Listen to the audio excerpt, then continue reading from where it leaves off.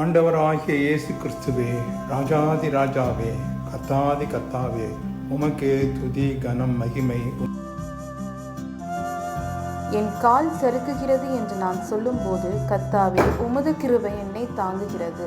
சங்கீதம் 94:18. நம் தேவனாகிய கர்த்தர் நம் எல்லாருக்கும் பரலோக தந்தையாக இருக்கிறார். உலக வாழ்க்கையிலே நம் சரீர தகப்பன்மார்கள் எவ்வளவாய் அன்பு கூறுகிறார்கள் என்பதை ஆண்டவராகிய இயேசு கிறிஸ்து தாமே கூறியிருக்கிறார்.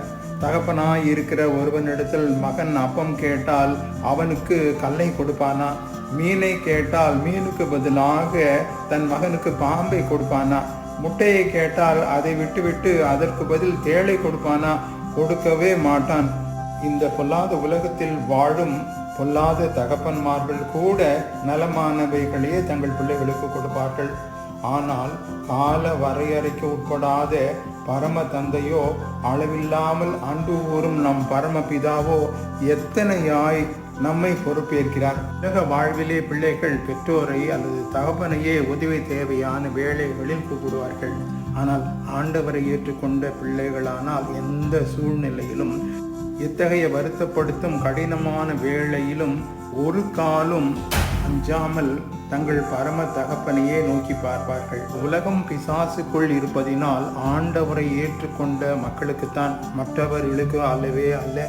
உலகத்தின் மற்ற மக்களுக்கு அல்ல. ஆண்டவரை ஏற்றுக்கொண்ட மக்களுக்கே அதிக சோதனைகள், வேதனைகள், கஷ்டங்கள், நஷ்டங்களும் அவர்களுக்கு, துன்பங்களும் துயரங்களும் அவர்களை சூழத்தான் நின்று கொண்டிருக்கிறது.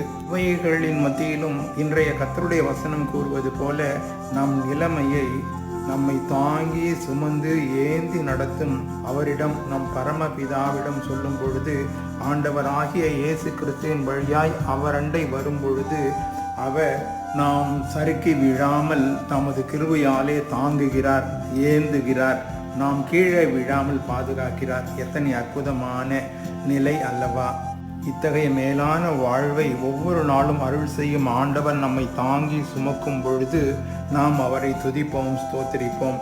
அவருக்கு பிள்ளைகளாக நம்மை ஒப்படைத்து வாழ்வோம். ஆமேன். God bless you.